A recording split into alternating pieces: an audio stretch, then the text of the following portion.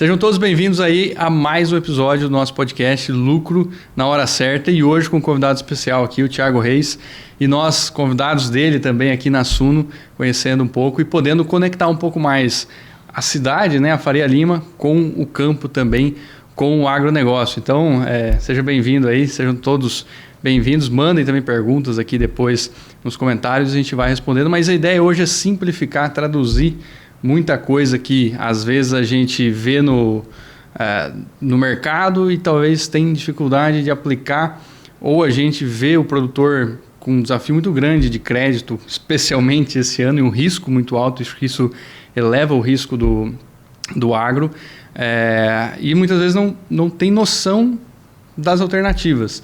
Eu trabalhei vários anos em multinacionais, em trades e outras, e o crédito, eu não lembro de ter visto um produtor falando de CRA, e eu tinha uma carteira de robusta de 250 mil toneladas de fertilizantes, que era bastante coisa, grãos também, e a gente rodava tudo isso em cima de barter, CPR, garantias físicas ali que o produtor, talvez palpáveis, né? Mas ainda não acessa o mercado futuro. E eu queria começar trazendo principalmente esse ponto, né? Qual que é o tamanho hoje do mercado de crédito, mais ou menos como que ele está distribuído e como que o mercado financeiro hoje participa disso ou poderia ajudar a esse ponto, né? Bom, hoje o tamanho de crédito do Brasil, de crédito relacionado ao agronegócio, é mais ou menos 1,2, 1,3 trilhões de reais. O plano safra ainda é muito representativo, né? Cerca de 40 e poucos %. Existe o barter mais ou menos com uns 30% e mais ou menos outros 30% que são mercado de capitais e bancos. Uhum. Né? Os bancos eles têm também crescido a sua participação ao longo do tempo. Então, basicamente é assim distribuída o crédito do Brasil. E um ponto importante é que a maior parte do crédito é um crédito de curto prazo. Sim. É um crédito de 3, 6 meses, 12 meses, não muito mais do que isso, que são créditos para o agricultor comprar uma semente, comprar o combustível das máquinas, comprar o herbicida, o fertilizante, rodar a safra, pagar as contas, pagar o crédito e ver o que sobrou. Ver o que sobrou. Exatamente. Existe muito pouco crédito pro longo prazo do agronegócio. O agronegócio brasileiro ele é um sucesso, todo mundo sabe, os números dele são impressionantes, mas ainda não fizemos o que eu chamo do CAPEX do agro. Tem muita oportunidade para fazer os investimentos de longo prazo do agro. O que são? Armazenagem, irrigação. Você vem de Sinop, você sabe que ali é uma carência da região, a questão de armazenagem. Brabo. Principalmente agora na safrinha é milho para fora. Milho para fora, isso aí é uma vergonha. Não deveria ser assim no nosso país a essa altura. Isso aí é coisa da idade da pedra, que se armazenava... E se perde qualidade, perde umidade, perde volume, perde dinheiro. Perde dinheiro. O Brasil perde cerca de 40 bilhões de reais por ano, que é um dinheiro que ninguém ganha. Quem que está ganhando esse dinheiro? Literalmente talvez evapora quando fala de umidade no milho, por exemplo, ou apodrece, que é o que fica para fora ali, né? Isso não deveria ser admissível no século XXI. Sim. A gente desperdiçar recursos, alimento, no final do dia energia também cada vez mais, né? Com as plantas de biocombustíveis que estão sendo criadas inclusive no seu estado. Então tem essa questão de armazenagem, irrigação, a logística que é pobre no Brasil, poderia ser muito mais... Ela vai crescer. Até eu estava vendo um encontro teu com, acho que o Pavinato da SLC, né? Sim, e ele trouxe um ponto importante. Primeiro cresce a produção e depois a logística. Infelizmente a gente vai empurrando, né? Sim, só que goela abaixo, às vezes demora para chegar demora. A logística. Você vai ver, a China é um país diferente. Eles botam primeiro a logística, depois constroem cidades enormes e tal, e depois vão ver se conseguem pessoas para habitar essas pessoas.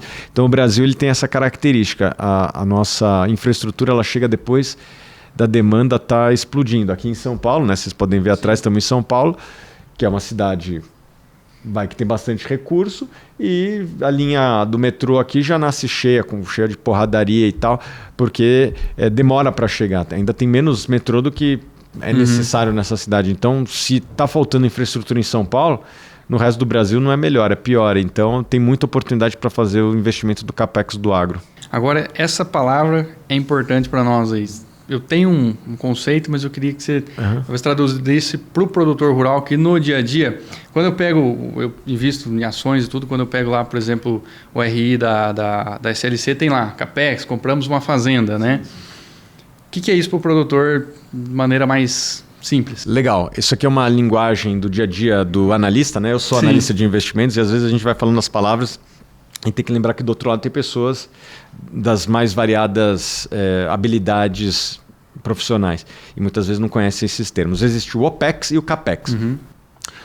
OPEX em inglês vem do Operation Expenses, né? As despesas operacionais. No dia a dia do produtor, são aqueles gastos do curto prazo. Então, são as despesas que ele tem para operar a fazenda dele. Então, é a semente, é o combustível das máquinas, é o salário dos colaboradores. Essas são as despesas operacionais.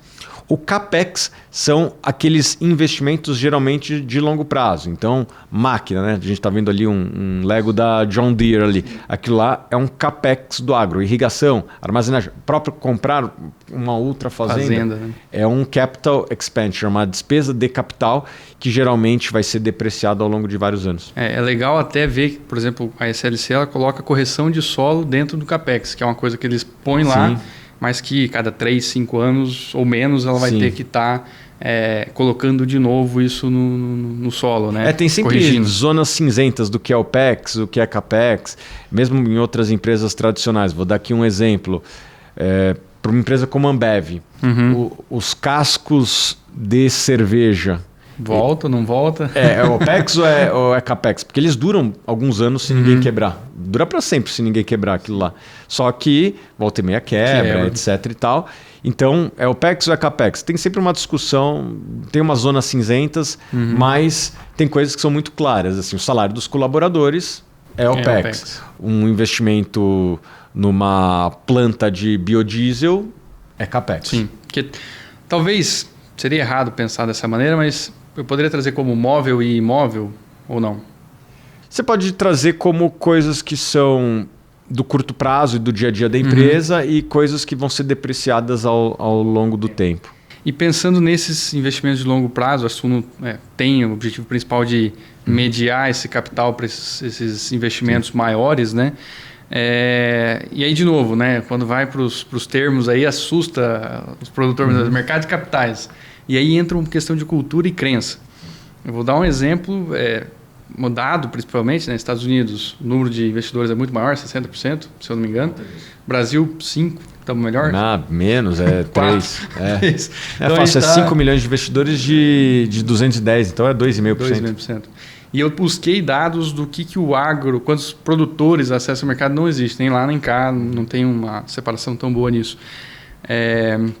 Mas falando desse lado, né, desses investimentos e tudo mais, tem muito essa questão de cultura, primeiro ponto. Eu acho que esse é um negócio brabo. E até eu invisto, até eu falei agora há pouco, a gente estava ali com o assessor também. E eu lembro a primeira vez que eu falei com a minha mãe, eu falei, não, peguei uma assessoria, investimentos e tal. O pessoal está me ajudando lá, porque eu não tenho muito tempo. Aí ela assim, não, meu filho, pelo amor de Deus. Minha mãe é nova, ela não é vozinha, não. Aí, não mexe com isso, porque fulano aqui no prédio perdeu R$1 milhão. Aí eu falei, mãe, mas tinha renda fixa prometida? Tinha, não sei o que. Eu falei, mas isso aí tem cara de pirâmide também, né? É totalmente diferente o que é o mercado futuro, o mercado de capitais, ações. Com certeza. E às vezes, quando a gente chega para o produtor, eu acabo, é um ponto que eu vou trazer mais para frente, mas batendo muito na tecla que o produtor tem que usar o mercado futuro para gerenciar risco. Com certeza. E eles não usam, 90% não fazem isso. E como que o mercado de capitais pode ajudar o produtor? Quais são as linhas de crédito? Enfim, fala um pouco mais disso para nós. Bom, vou começar pelo final. Eu acredito que as empresas do agronegócio brasileiro que acessaram e dominam o mercado de capitais acabaram ganhando participação de mercado e, na maior parte dos casos, são os líderes das suas categorias. Eu entendo que o mercado de soja, os agricultores ainda não estão tão familiarizados com o mercado de capitais, mas existem outras culturas e outros segmentos dentro do agronegócio, que o agronegócio é muito grande. É grande. E que já acessam o mercado de capitais com bastante recorrências e essas empresas que fizeram isso ganharam destaque. Eu vou dar exemplos aqui. Suzano, Klabin, no segmento de celulose, que é agronegócio. Sim. Carnes, as empresas líderes hoje no mundo, né? Não é nem no Brasil, é no mundo, são empresas tanto no mercado de ações, né? Fizeram IPO, como no mercado de dívida, estão constantemente emitindo dívida corporativa no mercado de capitais. As próprias empresas que operam terras, né, como SLC, Brasil Agro, elas têm uma projeção muito grande. Até eu falei com o Gabriel na estrada, né? Falei, Gabriel, será que é coincidência ou é consequência? O maior grupo agrícola do Brasil tem correlação forte com o mercado de capitais, fez IPO, emite CRA e tudo mais, e o resto está de fora olhando e... Não, para mim é uma consequência, porque o mercado de capitais ele acaba te dando acesso a crédito que você não teria. Que você não teria condições tanto de taxa de juros como de prazo. Eu citei as empresas de celulose, elas nem acessam mais tanto o mercado local, eles acessam o mercado internacional, emite green bond lá fora, dívida emitida em dólar, e o competidor o agro dela... é dolarizado, então a gente sabe dos clientes que a gente recebe, os alunos, 99% negociam em reais, sim. Mas tudo é dólar no final do dia, então... Sim. Se eu emito uma dívida em dólar, e hoje as linhas de crédito estão mais baratas, sempre foram, mas estão mais opcionais, você já está dolarizado, você só precisa aprender a não cruzar moeda no dia a dia. A gente está vendo, por exemplo, o caso da Três Tentos, a Boa Safra. Essas empresas têm crescido de maneira expressiva, ganhado participação de mercado, e eu atribuo boa parte do sucesso delas a terem acessado o mercado de capitais, não só no mercado de equity, fizeram IPO recentemente, como também o mercado de dívida. Um caso não tão bem sucedido são de algumas distribuidoras de insumos agrícolas, né? Mas eu acredito que ali foi mais um desafio operacional do que uma culpa do mercado de capitais. São empresas que cresceram muito rápido, com culturas diferentes, com softwares e times diferentes. E eu vou atrelar um seguinte ponto também, que é do negócio, né? Eu acho que... É um mercado difícil. É um mercado difícil, margens apertadas e é varejo também. Não deixa de ser varejo. Então, se você for pegar as Americanas, que vende chocolate, ou se for pegar uma revenda que vende glifosato, as margens delas são nichos diferentes, mas elas têm margens muito apertadas. E a gente pegou um boom do agro, onde as margens não refletiam a realidade do negócio, era um momento. E eu tenho a impressão, né, e posso estar falando besteira, mas que o budget foi feito em cima do ciclo, da perna de alta do ciclo, e talvez aí que se embananou um pouco. Mas eu diria que o insucesso delas não é consequência do mercado de capitais, foi de decisões internas delas que se fossem empresas fechadas que fizessem as mesmas coisas, teria dado na mesma. Mas as empresas que cresceram mais num segmento que é muito intensivo em capital como o agro são aquelas que acessam capital mais barato. Sim. Tem até uma linguagem do mercado de capitais que é o custo de capital. Sim. Quem acessa o mercado de capitais geralmente tem um custo de capital menor, e num segmento que é capital intensivo, quem tem menor custo de capital costuma ter vantagens competitivas. Então, eu recomendo para quem está nos assistindo que estude muito isso daqui, porque provavelmente se você estudar, você vai conseguir acessar linhas mais competitivas, adequadas ao perfil do seu negócio, em prazos e tal, e com isso você vai conseguir uma vantagem competitiva que seu vizinho não tem, que é o sonho de todo mundo, né? Estar à frente do não vizinho, só principalmente. Do vizinho, principalmente no agro, porque você tá ali, né? O mais fácil é você expandir para o lado do que em outra movimentação geográfica. Agora eu queria entender, dentro desse mercado de capitais, a gente tem LCA, CRA, o CRA, né? A gente tem os FIIs também, mas você falou uma palavra, dívida, crédito, quando a gente vai para o mercado de capitais, tem diferença isso?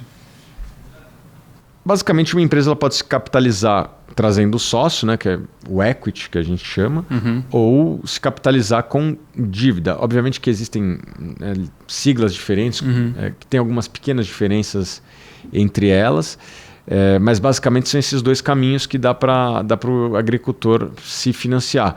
Eu acredito que o mercado de dívida é sempre o primeiro mercado que uma empresa geralmente acessa. Dificilmente alguém vai chegar abrindo capital direto, pode até acontecer, mas geralmente precisa acessar o mercado de dívida e depois se acessa o mercado de capitais, equity, que inclusive faz uns 3, 4 anos que não tem novas emissões. Né? Teve até uma emissão recente da Boa Safra, vai fazer mais ou menos um ano, que eles emitiram novas ações, mas o mercado para IPO está fechado. Mas elas já tinham, né? Elas emitiram mais, né? Emitiram mais, não foi uma nova empresa vindo para a Bolsa.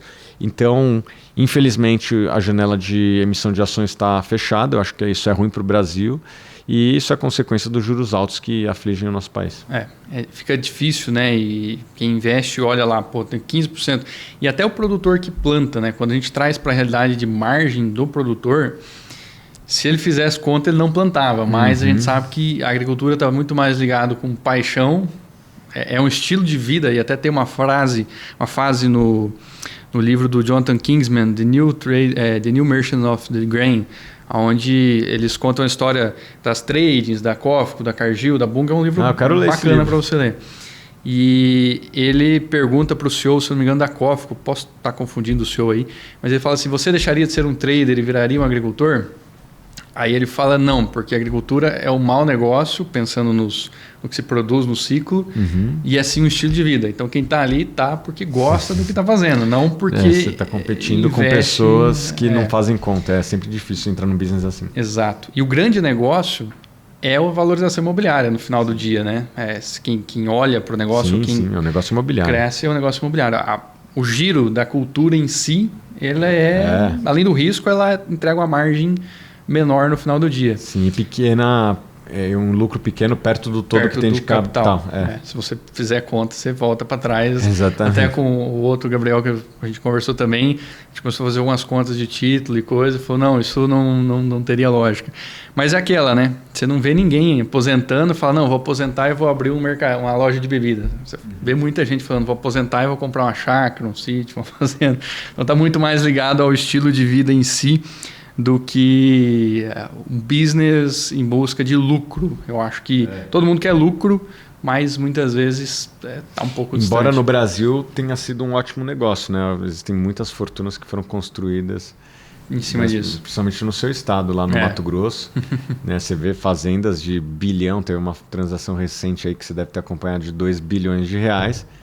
Imagino que quem vendeu deve ter tido algum lucro, porque não comprou por 2, deve ter comprado por metade disso, um terço disso, um quarto disso, sei lá, algum... Mas talvez quem vendeu não foi quem comprou, né? Foi outra geração, talvez, aí nessa transação.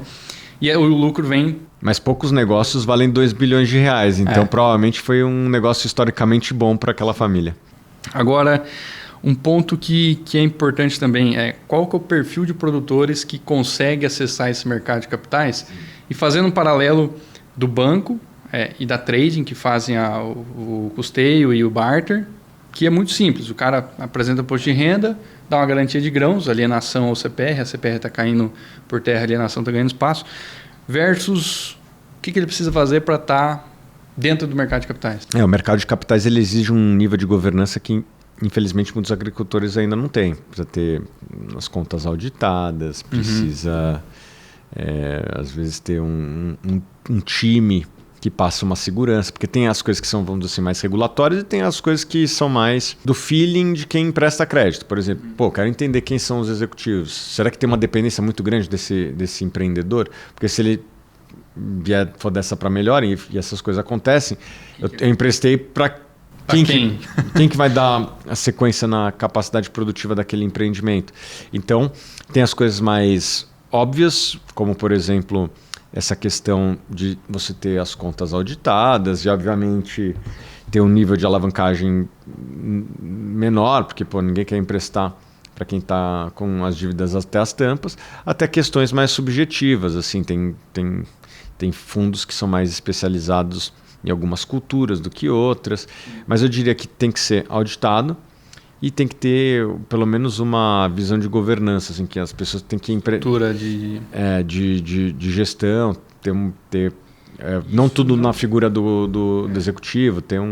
E isso, obviamente, vai necessitar um tamanho que a maior parte dos agricultores não tem. Agora, para quebrar um tabu, na minha opinião, isso não tem a ver com tamanho de propriedade. E muitas vezes o produtor que está ouvindo aí, está vendo, fala assim, os caras lá, né, Faria Lima, governança... Não é o tamanho que determina isso. A gente atende clientes de todos os tamanhos, né? E tem clientes de 250 hectares que tem organização, tem sistema, tem mínimo de organização, e tem clientes de 4.000, 5.000 hectares que não tem uma planilha de Excel, não está organizada, está os números lá meio solto. Então, não é tamanho, né? É governança, é organização, né? E tem outra coisa, às vezes o produtor ele é pequeno, ele não tem capacidade, tempo para fazer tudo isso, mas ele pode acessar indiretamente o mercado de capitais comprando produtos de quem acessa. Sim. Então, por exemplo, uma 3tentos, ela está usando o mercado de capitais para levantar recursos para financiar os seus clientes, os seus parceiros. Então, geralmente, todas essas empresas que estão financiando na ponta também estão usando o mercado de capitais Então o agricultor ele acaba usando indiretamente o mercado de capitais. Então temos que torcer para o mercado de capitais continuar crescendo em Fiagros, ainda que muitos agricultores não tenham a capacidade, eles vão se beneficiar mesmo assim. Eles recebem isso na cadeia, né, no processo. Sim. E até existem 3 tipos de Fiagros, como que eles se dividem talvez aí para chegar até no campo, né? Eu divido em 2 classes assim de Fiagro, os de dívida e os de equity, fazenda. Ainda tem poucos, né? A gente tem um aqui na Suno, né, o Suno Fazendas, tem o FZDA, FZDB, são fundos que não têm tanta liquidez. Tem mais algum?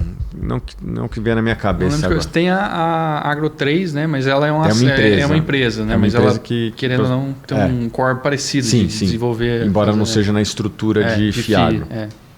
E, enfim, eu torço para que tenha mais e eu torço principalmente que os investidores entendam que o yield... Eu vejo que você só não torce, não. Você trabalha para que aconteça. O yield... né, exatamente. A gente tem um trabalho educativo muito forte aqui.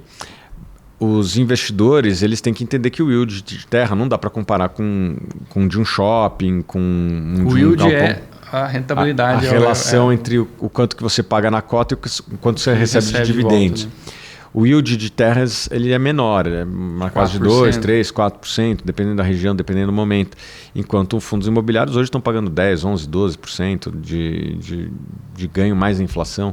Então, alguém pode falar, então não vou comprar fazenda. Só que qual que é a questão? Fazenda é um bicho diferente dentro do mercado imobiliário, porque não tem vacância, né?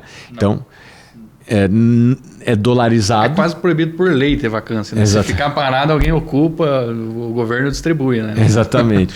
Você tem a questão que a produção ela tem um caráter dolarizado, então o dólar sobe, geralmente aumenta também, ao contrário dos outros aluguéis, né? Que são muito mais voltados em reais. E por último, as fazendas elas vão se tornando mais produtivas ao longo do tempo, né? As máquinas vão ficando melhores, as práticas de produtividade vão ficando melhores, as sementes vão ficando melhores, daqui a pouco o produtor bota uma irrigação, a logística naquela região vai melhorando. Você mora faz quanto tempo em Sinop? Faz 5 anos e é outra cidade. 5 anos já é outra cidade. É outra coisa. Eu brinco até que às vezes entre ir para o aeroporto, às vezes cada 3 meses ali, tem uma avenida lá que é uma região mais nova, cada vez que você passa lá é outra avenida. Tem prédio, tem sala, tem inclusive... Curiosidade, lá antes não tinha prédios acima de 4, 5 andares, era uma cidade baixa, né? Eu não sei se a última vez que você foi lá, o tanto já tem esqueletos lá que estão os prédios bonitos, e vai ser cada vez mais bonito. E a própria logística, não só da cidade, mas tem a BR-163, que você deve ter números melhor que eu, mas que barateou o frete e deixa mais dinheiro na mão do agricultor. E agora está em duplicação também, então eles vão duplicar ali até o final do Mato Grosso, aquele trecho de Nova Mutum até para cima de Sinop ali, vai ficar todo duplicado. Os municípios assumiram a duplicação, então junto com o governo está fazendo acontecer lá. Que bacana, isso aí reduz os custos de frete e no final do dia é mais dinheiro na mão do agricultor, e se o agricultor ganha mais naquela fazenda, a fazenda deveria valorizar também. Mais. Então, o investidor que vai comprar uma fazenda, ele tem que ter isso em mente, que assim, a melhoria do todo vai valorizando o empreendimento imobiliário dele. Tem alguns clientes que eles ponderam muito entre é melhor pagar um arrendamento mais caro numa fazenda próximo da cidade, porque a mão de obra é melhor, precisa resolver uma peça, uma máquina, assistência é melhor, do que pagar muito barato numa fazenda muito longe da BR. Eu não vou ter um funcionário bom, se estragar uma máquina até que eu resolva isso, 3, 4 dias o plantio, a colheita parada. Então, em alguns casos, ele prefere pagar mais caro, e o grão vale mais próximo da BR do que lá no interior. Então, em muitos casos, os caras pagam mais caro para estar próximo de uma logística boa, de uma cidade boa, do que estar muito, né? Sim, e a fazenda vale mais como consequência. Então... Os fiagros que investem em terra, eles estão surgindo, mas o investidor, principalmente o investidor pessoa física, que não é necessariamente um produtor, ele tem que ter consciência que não dá para comparar com os demais fundos imobiliários. E tem os fundos de dívida que emprestam, principalmente através de CRAs, e o que a gente tem feito aqui na Suno diferente é se especializar no crédito de longo prazo. Agora, esse é um outro ponto que eu tinha colocado aqui, para nós falarmos, esse crédito de longo prazo, quando o investidor investe nisso, ele está ele está emprestando um valor fixo e buscando uma renda fixa, ou seja, aquele capital mais um juro fixo. Isso. Só que do outro lado, o produtor, ele produz um negócio variável, não só em clima, mas como em receita também o negócio é um risco. É um risco. E um exemplo do hoje que nós estamos passando, né? Com o boom da soja, do milho, oba-oba, o pessoal se empolgou em renovar a máquina, por exemplo. E hoje é o calcanhar de Aquiles de todo mundo. A hora que chega a parcela de máquina que tem um valor fixo no futuro, a soja lá atrás valia 180, 150, hoje vale 110, 120, dependendo da região. Como que isso é para o investidor, ou como que isso é na análise de risco? Eu tenho o meu lado aqui depois, mas... Tá, eu quero saber. Bom, existe uma característica do agronegócio que é única, que existem 3 variáveis que impactam no resultado do agricultor, que é quem está tomando dinheiro. Primeiro é o preço dos insumos, segundo é o preço do que ele produz, e terceiro é o volume que ele produz, que pode ser impactado por uma seca, por uma clima, por uma praga, enfim, por uma prática equivocada de produção ou prática boa de produção. Essas 3 variáveis, elas estão constantemente mudando, né? A gente teve ali um período de 20, 21, 22 que os 3 jogaram a favor. Sim, né? Dólar, Chicago, o custo demorou para subir, o fertilizante ficou para trás, o clima foi bom, o clima foi bom. Foi tudo, deu maravilhoso. Certo. Mas é importante saber que não é sempre assim e não tem problema. O importante para o credor é ele receber o combinado e botar isso tudo na conta, que existem variáveis que fogem do controle dele e ele precisa botar isso na conta, precificar bem este crédito, né? É possível emprestar para pessoas que estão com o nome no Serasa. Tem instituições financeiras que se especializam nisso e têm um bom sucesso. Só que eles emprestam a 8% ao mês, 9% ao mês. Melhor um agiota, né? Que bate e não mata, né? E, inclusive, são tão bem-sucedidos que se tornaram quase que donos de clubes de futebol. Você deve acompanhar aí. Enfim, é possível emprestar para uma pessoa que não tem tanta capacidade de crédito no preço correto. Né? Porque vai ter uma parte das pessoas que vai pagar e que vai compensar todo mundo. Então, onde que eu quero chegar? Não tem problema existir essas 3 variáveis. O importante para quem está emprestando dinheiro, seja o gestor, o banco ou o investidor que vai investir nisso, que ele saiba que isso existe, para não ser pego de surpresa, que ele precifique isso de maneira adequada e que ele exija garantias boas. Reais ou... Então assim, vamos emprestar 10 milhões de reais para um fazendeiro que vai deixar uma fazenda de 30 milhões de reais de garantia, talvez seja um bom negócio.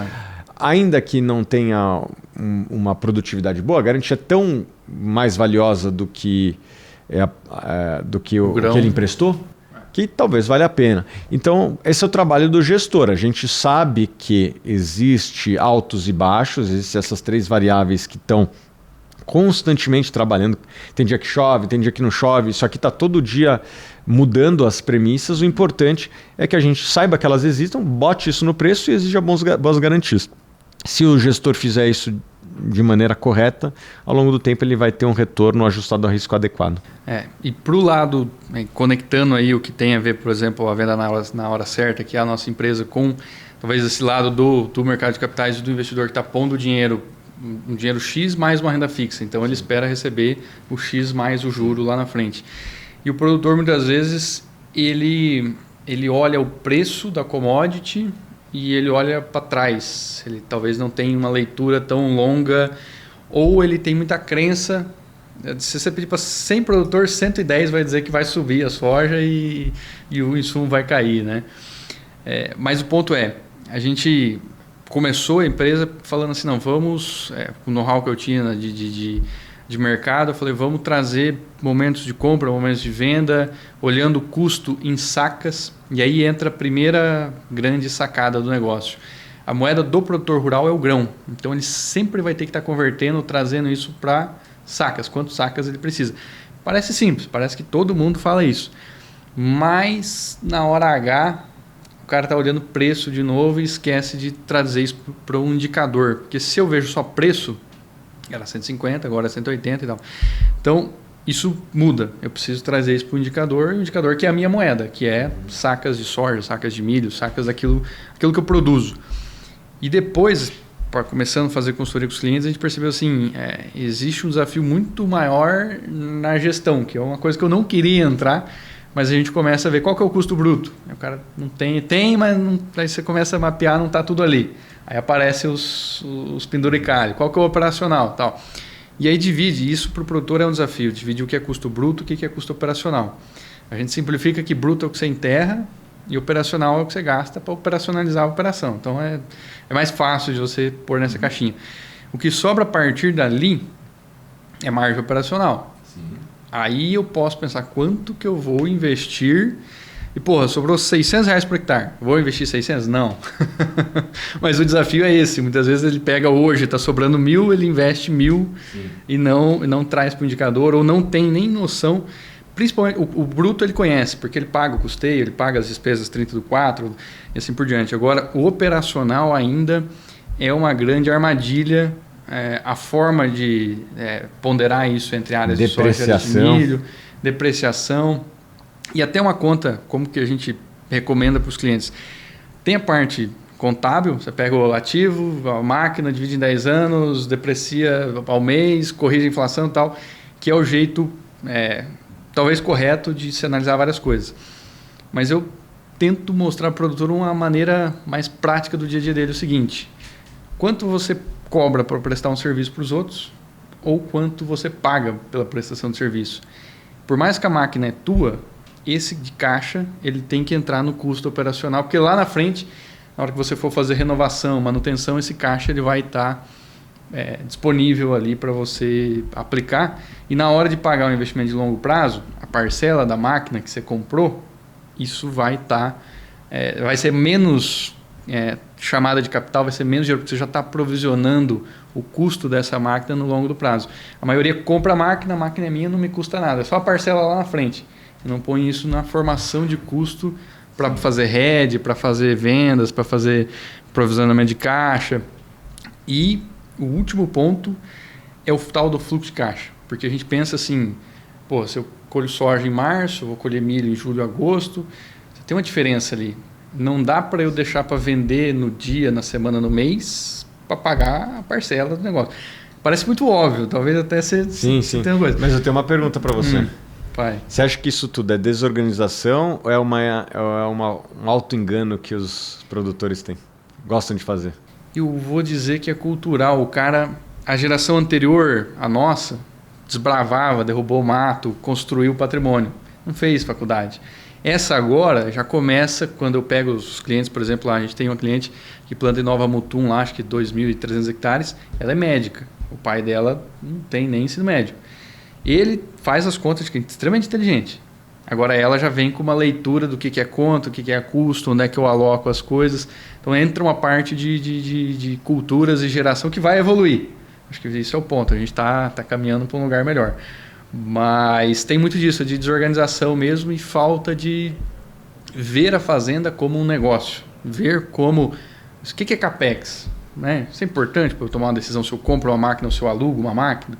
Faço um CAPEX ou OPEX, é um nome que assusta a turma, mas o conceito é simples, né? O conceito não é difícil. E a gente começa aos poucos saindo desse negócio de não, está na hora de vender soja e milho, começa a trazer para indicadores qual que é a margem, qual que é o fluxo de caixa, 3, 6 meses para mim ter opcionalidade de vender fora da janela de colheita, da sazonalidade e buscar preços melhores e começa a olhar a fazenda como um negócio e levar outras coisas para os caras. E isso vai refletir esse trabalho que a gente faz, na minha opinião, lá na frente, na hora do produtor pagar o crédito, a dívida que ele tomou do investidor, o CRA e assim por diante. Então, acho que esse é um ponto bacana, que até eu sugeri, vamos fazer um podcast para a gente conectar esses dois mundos, que parece que está longe. Mas quando você começa a colocar quem está emprestando, quem está pagando, o risco é o dos dois. Sim. O gerenciamento de risco, na minha opinião, vem do produtor botar o pé no chão e entender aonde que ele quer entrar, né? Como que ele vai pagar essa conta lá na frente e aproveitar os benefícios do mercado de capitais. Eu acredito que o mercado de capitais ele pode dar esse financiamento do CAPEX do agro. Talvez no Mato Grosso, de onde você vem, a necessidade de irrigação não seja tão grande, mas existem várias regiões do Brasil que sem irrigação a produtividade é péssima. Então, para viabilizar uma irrigação, é necessário fazer um investimento de longo prazo. Armazenagem, que é um problema já na sua região. É também necessário um financiamento de longo prazo. Um silo ele dura 30 anos. às vezes mais. Então, se desse para fazer um financiamento de 30 anos compatível... Barato, o mais barato do que a taxa de mercado que a gente vê no dia a dia. É barato ou não, mas o ideal é que seja sempre o mais barato possível. Mas o ideal também é que tenha um prazo adequado com a duração daquele ativo. Porque se você te emprestar barato, mas por um ano só, não adiantou nada. Não, eu te empresto aqui a 5% ao ano, por um ano. E depois você tem que catar, buscar, ou vai ser caro para pagar a parcela no final. E aquele negócio, como a margem é baixa mesmo, dentro das culturas, eu preciso valor alto parcelar em longo prazo, né? Então, eu acredito que os fiagros eles podem vir para ajudar nisso. Energia, maquinário, que mais? Infraestrutura em geral, daí um pouco fora da fazenda, mas questão de porto, questão de hidrovias. Os fiagros podem ser grandes financiadores da cadeia logística também. E fazendo uma brincadeira aí, a gente até falou lá do Yellowstone e tal, que é uma série famosa aí que o pessoal tem conhecimento. Mas para quem não conhece, para quem não viu, o Gabriel, nosso camarada aí também não assistiu, mas o que é uma série que trata muito dessa questão do campo, né, e do desenvolvimento da cidade e da disputa do campo com a cidade, com o desenvolvimento. E é o maior rancho agrícola lá dos Estados Unidos, tem 880 mil acres, que dá uns 355 mil hectares aqui no Brasil. E a disputa da família, quem vai manter, como é que não vai manter e tal. E no final, quando o pai morre, os filhos herdam esse rancho e era um patrimônio que não poderia ser vendido. Tem disputa com os índios e tudo mais. E tem uma coisa interessante que uma dos filhos lá, a Beth, foi para estudar finanças, trabalhou num fundo de investimentos, na Schwartz Myers, e ela vai comprando algumas terras ao redor do rancho pelo fundo para proteger ali a fazenda de chegar a cidade na fazenda. Porque quando chega a cidade na fazenda, deixa de ser imposto sobre terra e vira imposto de cidade, né? Vira um IPTU da vida. Então, o custo vai lá nas estrelas, como é uma matrícula só. Mas a série toda se dá nessa disputa de terras. E no final eles acabam vendendo tudo do rancho e vendendo o rancho para os indígenas por um valor simbólico da época que o bisavô deles tomou a terra, né? $1 e pouquinho por acre, uma coisa assim.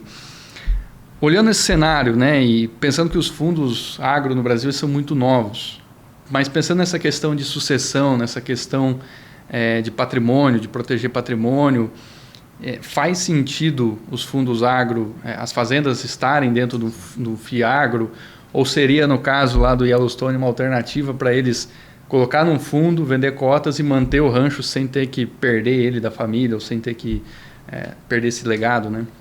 Os FIAGROS eles podem ser um mecanismo de aquisição de terras. Nós já fazemos isso no nosso fundo, inclusive trocar terra por cota. A gente sabe que no agronegócio várias famílias têm desafios de sucessão, porque, como você falou, teve uma geração que foi lá atrás, abriu, tomou risco, e as novas gerações já nasceram num outro nível de vida, né? E conseguiram ter acesso à educação, faculdade, vive na cidade. Alguns multiplica as pessoas também. Multiplica as pessoas, tem essa questão também, bem lembrado. Tem pessoas que vão morar fora do Brasil, cansam do nosso país, infelizmente. Então, os FIAGROS podem ser um mecanismo de sucessão.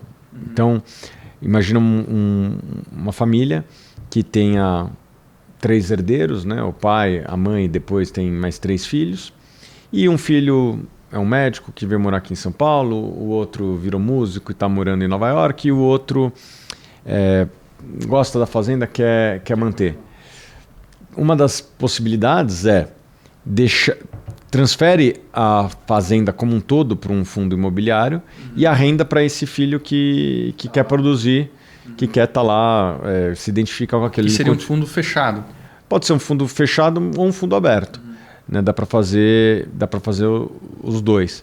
Né, o ideal é que seja num fundo aberto para ter benefícios fiscais, inclusive. Né, quando o fundo tem mais de... Eu sempre esqueço o número, mas acho que 250 cotistas e nenhum tem mais de 10%, daí fica isento.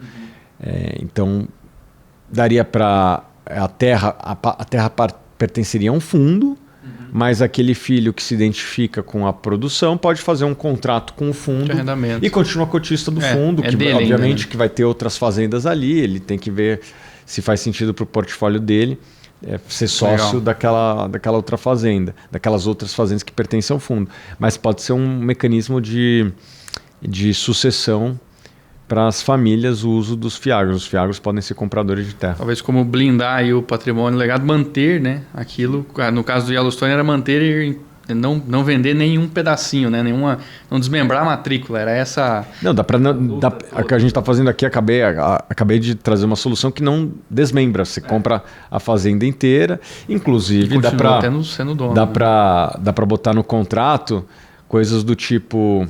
tem algumas fazendas que tem lá uma igrejinha que quer ser mantida. Dá para pedir na hora que vende, eu vou vender para você, vou arrendar de volta e gostaria que isso aqui fosse preservado.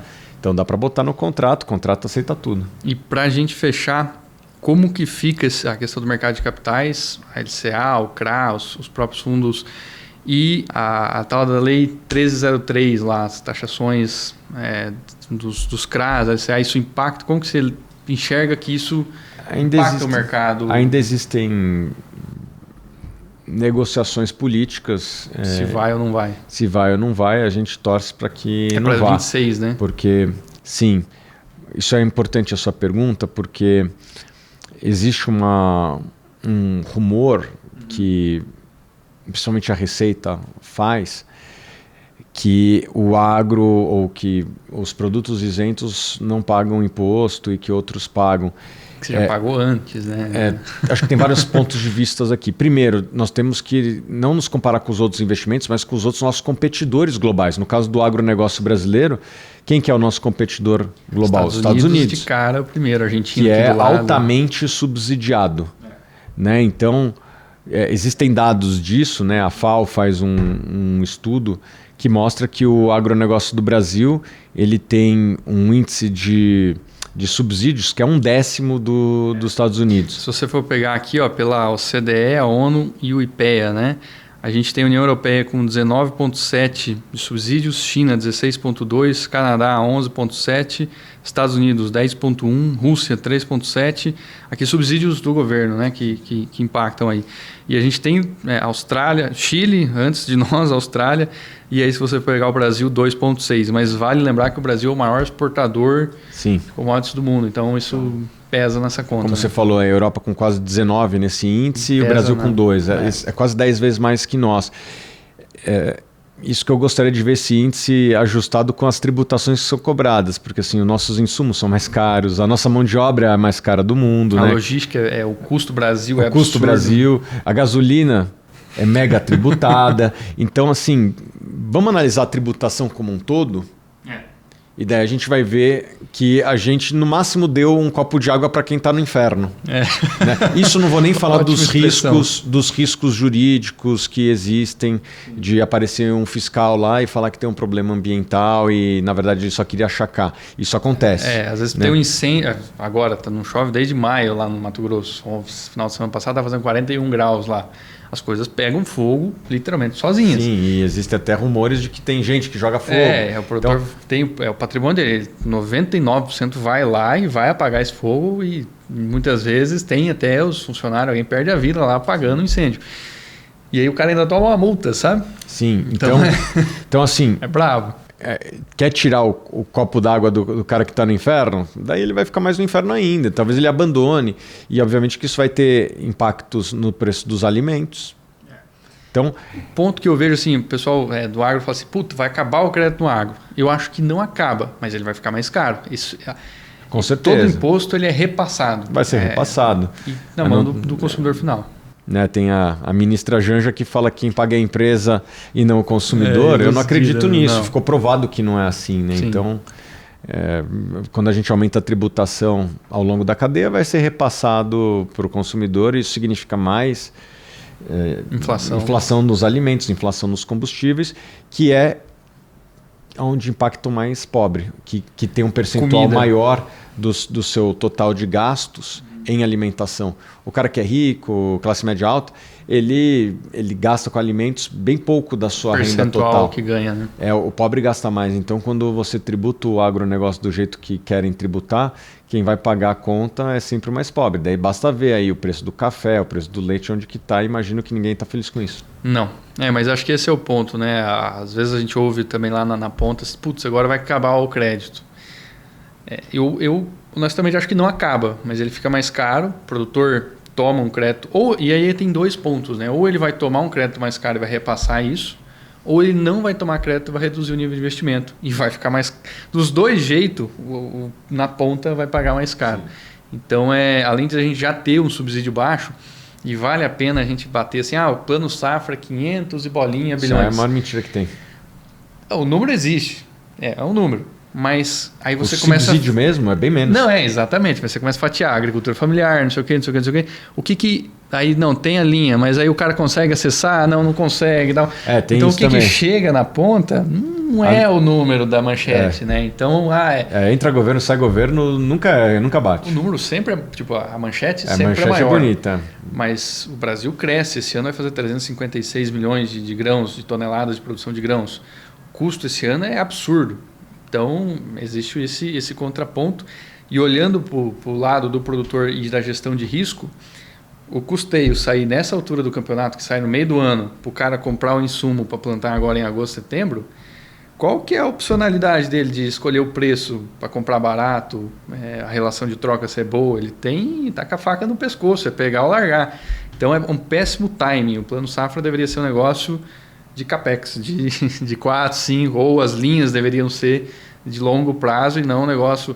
tá aqui em julho, agosto, você planta e se lasque aí, né? Isso acaba com a gestão de risco do produtor e ele pega porque o que tem para pegar, como pega. Então é um negócio meio ruim pro lado dele. Mas acho que esse era o ponto aí para nós encerrar. Tem mais algum ponto, alguma mensagem para o pessoal aí do campo? A mensagem que eu tenho fiquem de olho no mercado de capitais, estudem, vão atrás. Hoje tem muita informação na internet, leiam os relatórios dos FIAGROS, não só o da Suno como os demais, porque você vai aprender alguma coisa que você pode trazer para o seu negócio. E eu tenho essa convicção de que quem se conecta com o mercado de capitais vai ter custo de capital mais barato ao longo do tempo e vai ficar mais rico que o vizinho. E é o que já acontece com quem já acessou. Já é estatística. Não tanto com fazendas, mas com outros segmentos do agronegócio, como eu disse, carne, celulose, as empresas de processamento, como a Três Tentos, fabricantes de insumos, como a Boa Safra. Essas empresas todas têm ganhado participação de mercado muito por conta de um acesso a custo de capital menor, mais barato, e por conta disso elas conseguem ter uma competitividade maior que seus concorrentes. Show de bola. Obrigado pela oportunidade de estar gravando aqui com você. Obrigado por aceitar o convite também. Obrigado a todos que assistiram aí. Põe aí nos comentários, perguntas, depois a gente interage, vai respondendo nas redes sociais também. E bola para frente, vamos tentar juntar esses dois mundos, que eles não são dois mundos. A gente está no mesmo mundo e na mesma ilha, no mesmo país, vamos dizer assim, né? Com certeza. Eu pedi para o ChatGPT, eu uso muito o ChatGPT, para elencar os mercados do mundo que tem mais de $1 trilhão de ativos. Daí ele mostrou lá ações em Nova York, ações na Inglaterra, no Japão, mercado de imóveis nos Estados Unidos, e tinha lá o mercado de terras no Brasil. E daí eu pedi para ele fazer uma conta do que existia de penetração de mercado de capitais em cada um desses mercados, né? As ações americanas, obviamente, todas listadas. Mercado de imóveis nos Estados Unidos deve ter algo entre 5% a 10% dos imóveis estão listados na bolsa indiretamente. E o mercado de terras no Brasil é o mais desconectado de todos. Eu acho isso aí uma grande oportunidade, tanto para o agricultor, né, que às vezes consegue vender bem sua fazenda, pode levantar dinheiro no mercado de capitais para comprar a fazenda do vizinho, como também para o investidor. Porque ele hoje não tem tanta competição assim. É um mercado que está se abrindo para o mercado de capitais e ele pode investir num segmento que foi vencedor. Se você pegar qualquer período de tempo, 5, 10, 50 anos, o que mais valorizou no Brasil foram propriedades agrícolas. E Deus não vai mais fazer terra, né? Não que a gente saiba. E o que tem outro ponto bacana, né? O que tem de terra agrícola sendo explorada hoje, provavelmente vai ser o que vai continuar com as restrições ambientais que a gente tem. Então isso agrega mais valor ainda dentro do que já está legalizado, sendo explorado. Dificilmente a gente vai conseguir expandir. Além de Deus não fazer mais, é o que tem e acabou também, né? É isso aí. Mas show de bola. Obrigado a todos aí. Obrigado, Thiago, mais uma vez. E bora lá.